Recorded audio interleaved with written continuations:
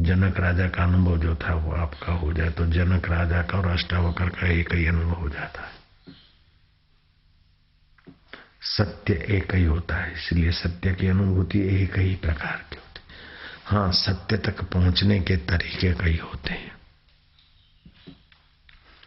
कोई कर्म योग से जाए, कोई भक्ति योग से जाए,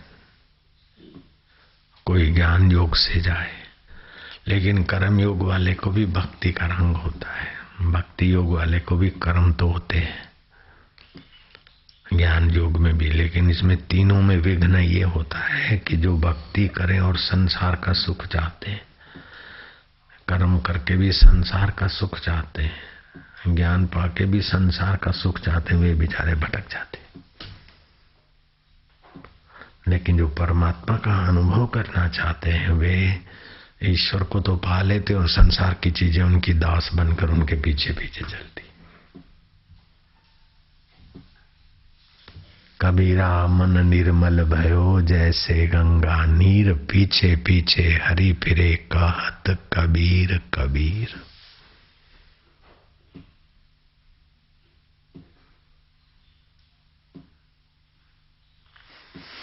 एक ब्राह्मण पूजा करता, प्रार्थना पूजा के बाद भीख मांगता था। बलम देहि विद्याम देहि यशम देहि। तो उसकी पत्नी एक दिन जोर से हंस पड़ी। आप मानोगे भी नहीं, मैं नहीं बता सकूंगी। वो पनघट से पानी भर के गर्भवती स्त्री आ रही है, वो तुमको बता देगी। वो गया तो गर्भवती स्त्री आ रही थी। उसने बोला तुम्हारी पत्नी क्यों हंसी? वही पूछने को आ रहे हैं ना। मुझे पता है, लेकिन अभी समय नहीं, मैं घर जाऊंगी, प्रसूति होगी, बच्चे को जन्म दूंगी और मैं मर जाऊंगी, मेरा समय आ गया है। और फिर इसी जंगल में, पास वाले गांव के पास वाला जो फॉरेस्ट है, जंगल है, वहां मैं हिरणी बनूंगी और मेरे को आंचल होगा, ये निशानी तुम देख लेना। 3 साल के बाद मैं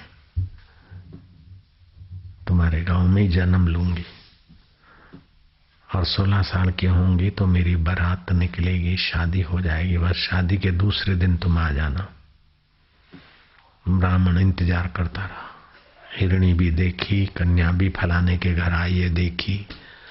जब शादी के फेरे फिर लिए तो पहचान लिया कि वही बाई है, वही बाई है, वही एज माई छे जे पानी भरीने आवती थी અને પછી हिरणी થઈ एज बाई छे। હવે फेरा फरी लेवा दो એને। फेरे फेरे दूसरे दिन बहन जी पहचाना? बोले हाँ। तुम्हारी पत्नी क्यों हंसती थी? इसका उत्तर सुनो कि करने की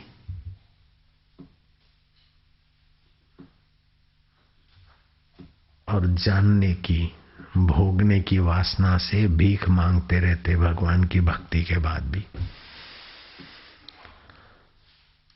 पूजा पाठ करके अनुभव अगर चाहते तो तुम्हारी पत्नी नहीं हंसती, लेकिन पूजा पाठ करके तुम संसार की भीख मांग रहे थे। तो संसार तो क्या है देखो, वही मैं पानी भर के आ रही थी, प्रसूति की पीड़ा सही और शरीर मर गया तो शरीर ने भोगा, उसकी क्या कीमत? मजा लिया, घरेणा पेरा तो क्या कीमत? मर गई ना मैं। करके और दुनिया का जान के कुछ भी नहीं मिलता, जन्म मरण और दुख मिलता है। फिर मैं हिरणी हुई तो जन्म के वक्त भी दुख लिया मैंने। अभी मैं किसी की कन्या हुई और फेरे फिरी और शादी करके फलाने की पत्नी हुई, लेकिन वो देख ले जिसकी पत्नी हुई वो कौन है? बोले वो तो जिस छोरे को तुमने जन्म दिया था वही अभी 19 साल का और तुम 16 साल की। बोले तुम जान गए ना, जिसकी जिसके साथ प्रीति होती है उसी को पाने के लिए, वही करने के लिए जीते जी तो झक मारता है, मरने के बाद भी देखो मैं कैसे फेरा फेरी और अपने प्यारे पुत्र को पति के रूप में पाया। तो हमारा भाई था और वो तेरी पत्नी मेरी बहन थी। हम तीनों का एक दूसरे के प्रति इतना लगाव है कि जन्मते रहते, मरते रहते और कुछ बनते रहते, अनुभव के बिना भटकते रहते अपन।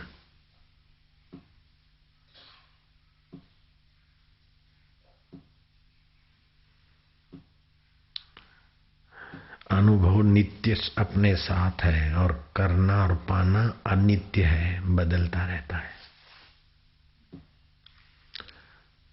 जो तुमने किया और जो पाया उसको तुम साथ में रख नहीं सकते और तुम अपने आप को कभी छोड़ नहीं सकते।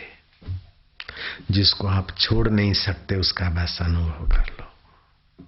जिसको रख नहीं सकते उसकी ममता और मोह छोड़ दो। बस इतना ही हो गया तो बस आप बुद्ध बन जाएंगे, आप महावीर बन जाएंगे, आप कबीर बन जाएंगे, आप लीलाशाह बापू बन जाएंगे, आसाराम बापू बन जाएंगे। बिल्कुल सीधा सरल गणित है।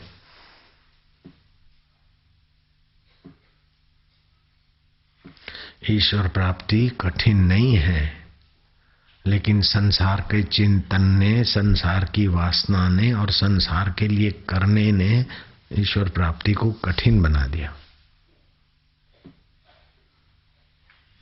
वासना पूर्ति करना सबके बश की बात नहीं है, लेकिन वासना छोड़ना सबके हाथ की बात है।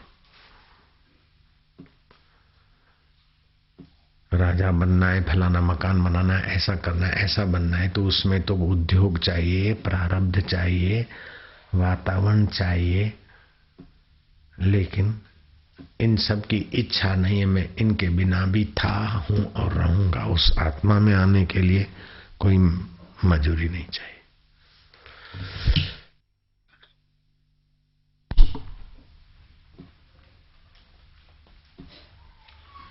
बड़े सेठ बन गए, प्रसिद्ध हो गए, लेकिन जरा सा बुखार है तो पागल हो गए और भैंस बांधते वहां बेचारे को बांध दी, रूम में पछाड़ पछाड़ करते, बाथरूम के बारने तोड़ते हैं, तो फिर भैंस को जहां बांधते थे वहां बांध दिए।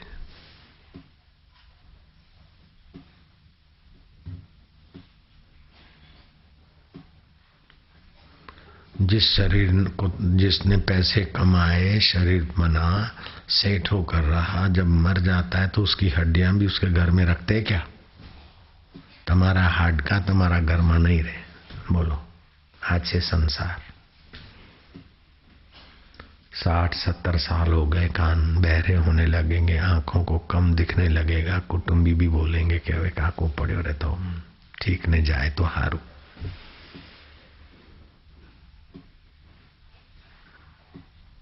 कौन किसका है? कौन कौन ऊंचे?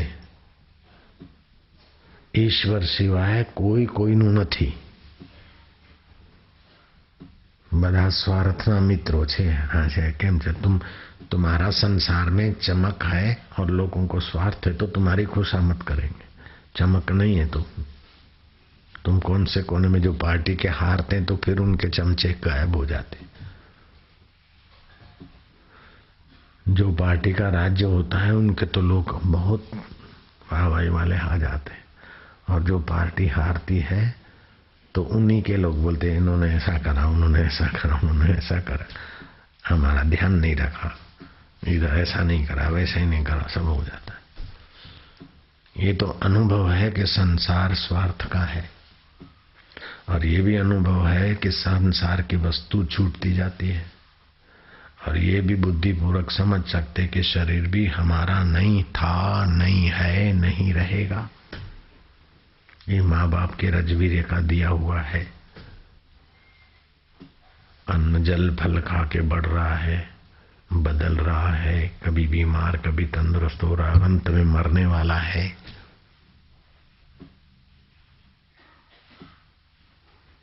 हे महाराज,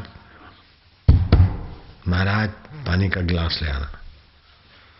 महाराज एकांत कुटिया में जंगल में थे, देखा कि युवराज है अभी, इसको पता नहीं कि संतों के आगे कैसा व्यवहार करना चाहिए। दयालु संत ने पानी दिया। बोले महाराज मुझे पहचानते हो? बोले तेरे को पहचानता हूँ, तेरे बाप को भी पहचानता हूँ, तेरे दादा को भी पहचानता हूँ, मैं सारी दुनिया को पहचानता हूँ। बोले महाराज ये कैसे? बोले एक बूंद पिता की वीर्य उससे तुम्हारी यात्रा शुरू हुई और मुट्ठी भर हाड़कों से तुम्हारी यात्रा खाक से पूरी हो जाएगी। ऐसे सारी दुनिया को मैं जानता हूं। कर ले कितना कर लिया, पाले कितना पालेंगे। धिक्कार है उनको कि ये पाने के बाद घमंडी करते, जिससे पाया जाता है उसका अनुभव नहीं करते, उनको धिक्कार है। महाराज की करुणा और ज्ञान संपन्न वाणी देखकर और दर्शन के प्रभाव से युवराज का घमंड अब जिज्ञासा में बदला। और फिर रोज आता, नम्रता से महाराज के चरणों में बैठता, तब असली ज्ञान मिला, नहीं तो सूचना इकट्ठी किया था।